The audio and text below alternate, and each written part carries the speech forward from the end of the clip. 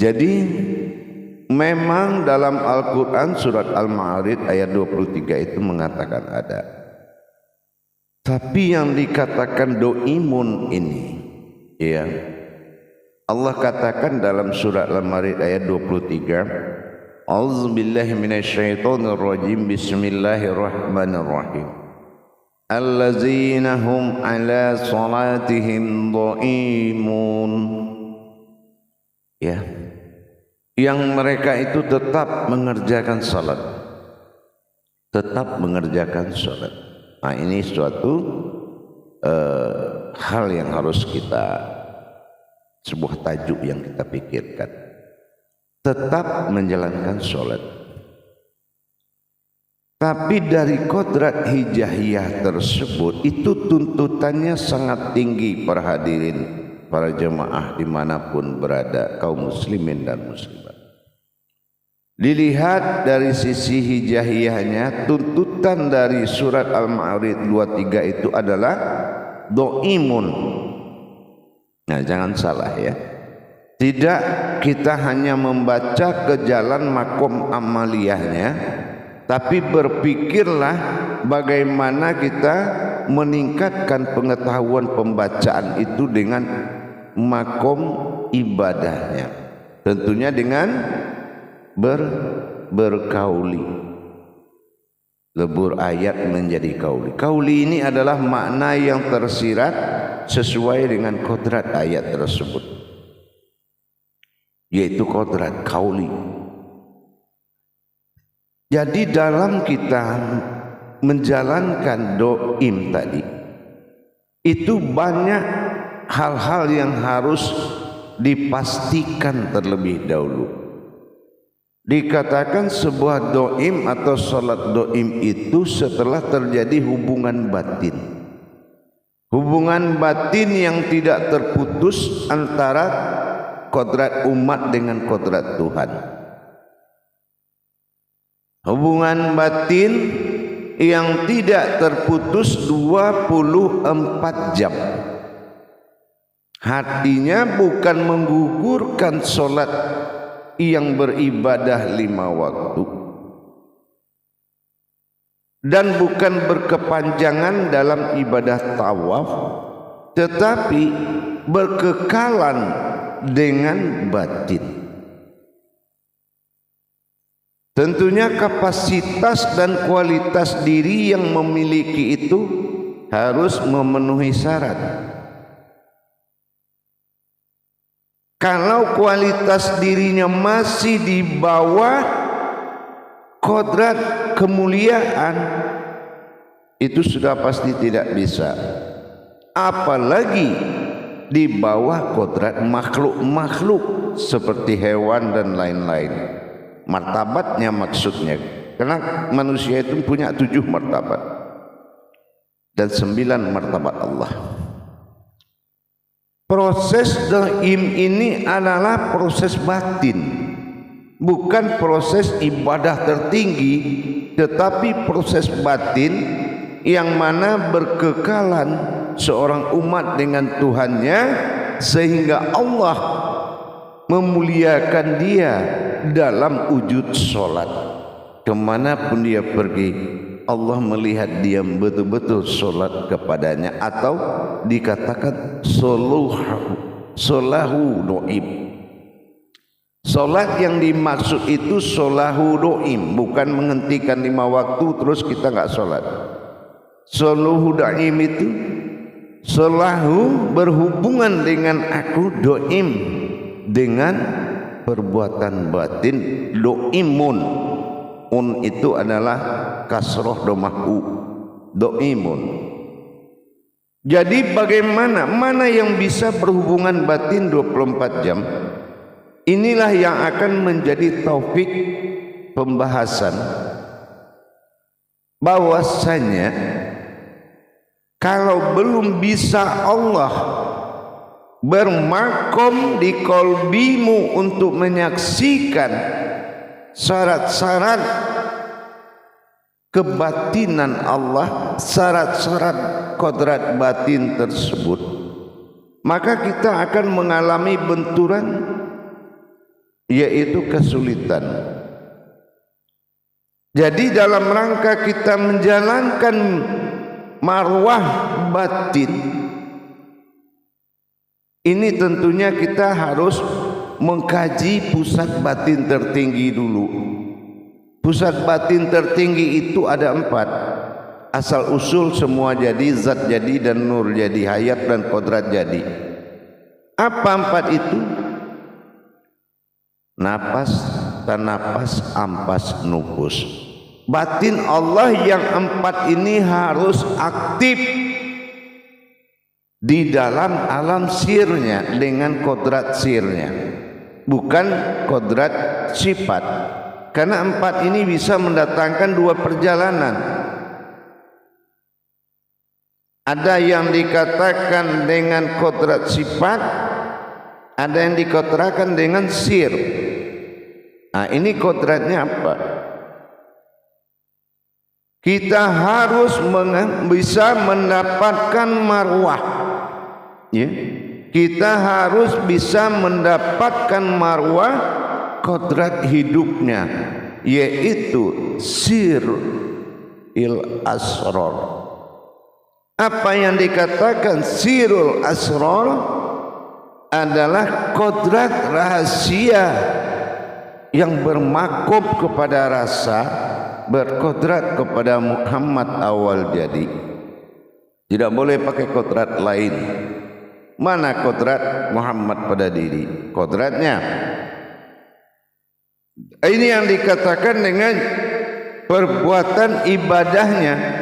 Tingkat perbuatan ibadahnya sudah tingkat perbuatan Rasulullah Muhammad, baik dalam pandangan, baik dalam gerakan, baik dalam batin, baik tajalli sirnya. Itu kodratnya harus kodrat Rasulullah atau Muhammad. Inilah kodratnya kita cari. Nah, yang kedua, batin Allah ini harus bersifat di dalam diri kita. Yang 4 itu, napas, tanapas, ampas, nufus, dia harus bersifat. Arti bersifatnya apa? Dia harus bertajali dalam sifat ghaibul khuyub. Ghaibul khuyub ini masuk untuk menuju alam nyata. Kalau dia tetap di alam sir, yang 4 tidak bertajali kepada sifat, bagaimana Allah bersifat? Nah, itu jadi membutuhkan proses bersifat. Makanya kodrat napas dengan yang bernapas ini harus pasti. Napas adalah kodrat diri, batin dan rohani. Tapi kalau bernapas itu kehidupan, kodratnya itu adalah usia, memiliki takdir, memiliki kehidupan. Pasangannya tubuh dengan ruh. Itu pun sudah dikatakan dengan masna, hanya sebuah nama, beda manusia dengan hewan. Tapi kalau untuk menetapkan kodrat batin bersifat,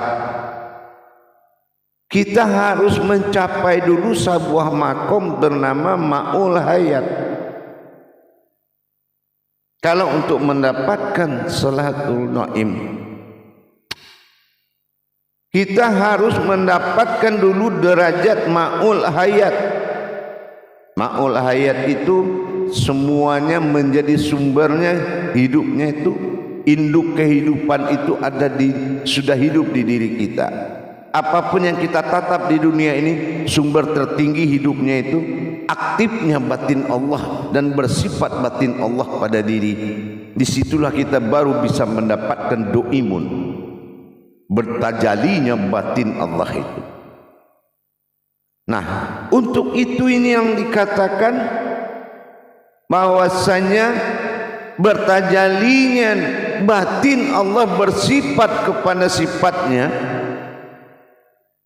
Dan kita harus memenuhi beberapa hal, yaitu kelengkapan daripada pengisian tajalinya batin yang 4 menuju bersifat kepada makom sifat yang empat. Napas dan napas, ampas, nupus itu dia keluar dan dia menuju sebuah makom batin, dan itu harus ditajalikan. Kenapa? Tidak ada yang 24 jam yang bisa mendirikan hubungan batin dengan Allah kecuali batin Allah itu dengan wujudnya sendiri di dalam pensaksian mata batin kita. Pertama dia selesaikan dulu bagaimana tajalinya dari diri napas dari diri napas yang dikatakan sir asror, dari makom sir menuju makom sifat. Ini harus jelas dulu tajalinya. Empat di luar harus jelas cara masuknya, empat ke dalam diri menjadi bersifat pada diri. Nah, ini yang dikatakan ghaibul wujub tadi. Ghaibul wujub itu betul-betul dia mendapatkan kenyataan, dikaji dengan nyata, jangan asrar terus.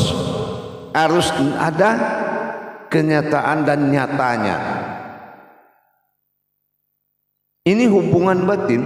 Solu, ingat, solahu daim. Solahu aku doim itu berhubungan batin.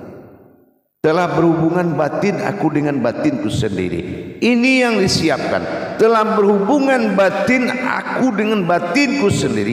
Ini yang disiapkan. Bukan mudah doim itu. Nah, terus yang kedua, kaedah dari wujud nur-nur dalam batin kita itu harus hayat. Makom-makom nur yang ada dalam diri itu harus hayat dulu, hidup, menunggu kodratnya dipasangkan. Dan kita memiliki keyakinan tingkat khawas fil khawas. Apa yang dikatakan khawal fil khawas? Pecah, bisa melihat yang banyak itu satu dan melihat yang satu itu banyak. Dan kemampuan khawas fil khawas ini yang membuat suatu persyaratan solat doim itu. Apa persyaratan solat doim?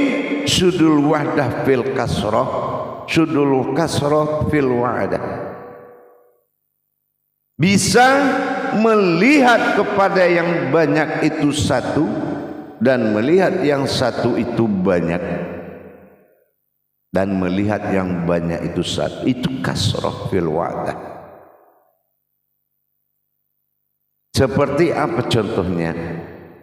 Wajjahtu wajhiya lillazi fataras samawati. Itu kan batin. Wajah-wajah Allah itu yang dikatakan batin dalam makom mukhalifatuhu lil hawadis.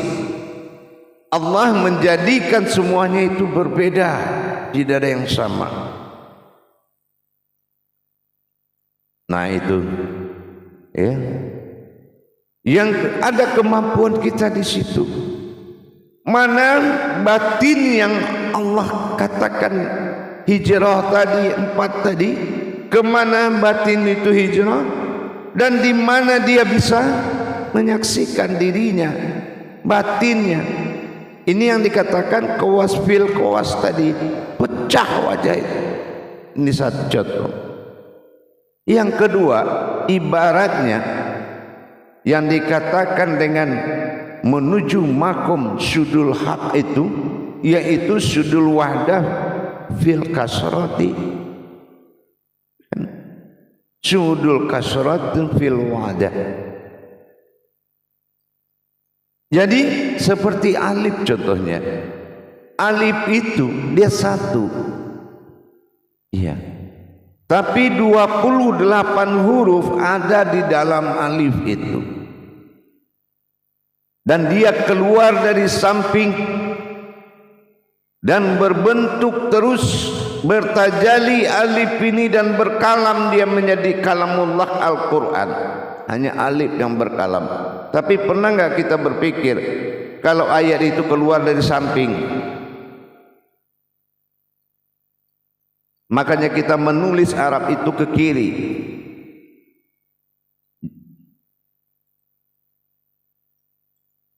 Setelah dia wujud berdiri, dia bertajali membentuk dirinya dengan apa yang dia katakan. Dia berkalam-kalam sebanyak itu dengan dia keluar. Berarti apa? Itu yang dikatakan syudur wa'ada fil kasrah. Kita melihat dia satu tapi banyak dia. Itu alapa, menyatukan menjadi satu, itu alif. Yang dia satukan apa? 30 juz itu dia satukan. Maka dia 28. Karena hadir yang menyatukan, dia akan 29. Sekarang dia 29 belum apa 28. Nah, sama. Kalau kamu merasa kita ini masih melihat orang dengan orang, berarti batin itu belum hidup. Doimun itu belum bisa. Karena itu ada tajalinya, cara memperjalankan perpindahan dari makom sirul asrar ke makom ghaibul ghuyub, atau dari makom sir ke makom sifat, dan bertajali sehingga dia kemanapun pergi dia melihat batinnya sendiri. Dan dia beradaptasi dengan batinnya sendiri. Itu yang tidak terputus 24 jam. Itu yang dikatakan solahu, berhubungan denganku, doimun.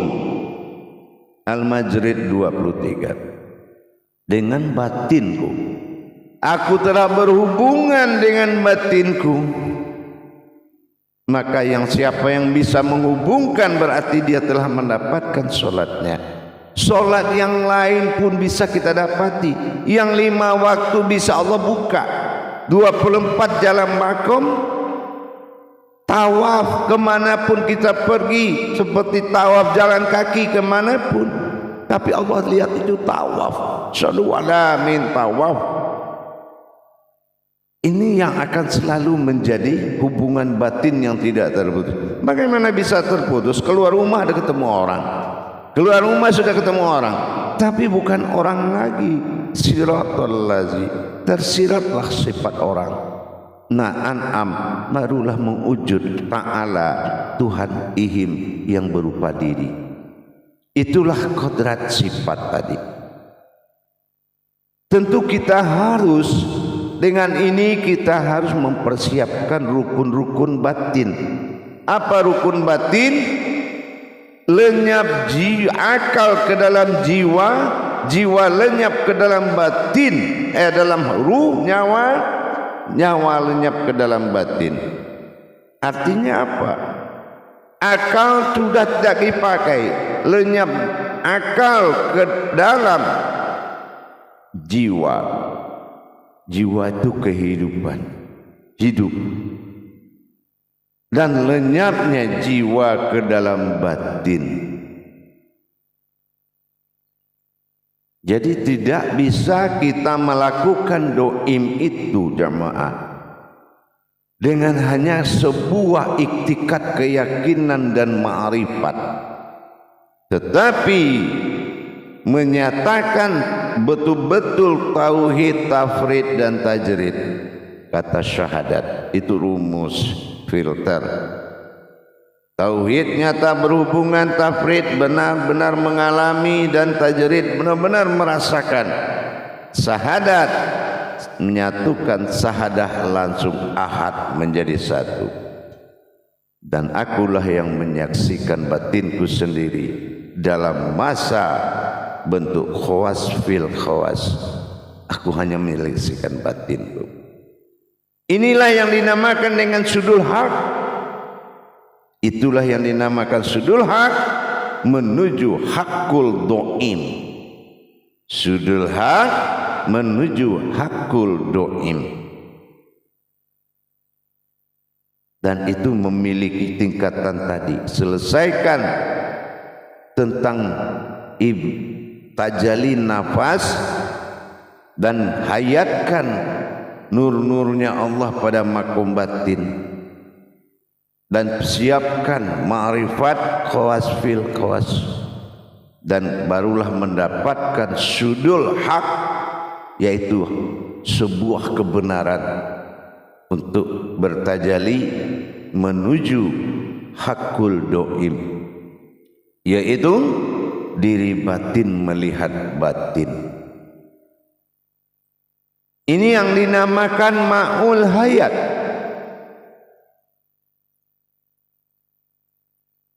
Kita akan melihat bagaimana kodrat-kodrat aras di dalam diri kita untuk melihat arasnya Allah. Bisa kita mendapatkan ma'ul hayatnya qudsi Allah untuk melihat qudsinya Allah. Tembus penglihatan dari sirrul asrar menuju ghaibul ghuyub, yaitu kenyataan yang awalnya tidak terlihat. Ini tajalli batin, inilah doim, dan tidak ada yang mampu menghentikan tajalli batin itu, karena ini adalah kenyataan yang benar-benar nyata. Makanya dengan adanya kita mendapatkan marwah nafas, bukan marwah sebuah yang bernapas. Ingat, naf itu diri dijadikan oleh Allah untuk memisahkan kodrat kehewanan, kodrat makhluk di diri kita dengan berdirinya diri batinnya Allah naf, baik itu bersifat napas, baik itu ampas nufus, baik itu nafsihi nafsahu, baik itu nafsiyah. Semua diri-diri itu menghindarkan kamu, Allah selamatkan kamu dari derajat makhluk.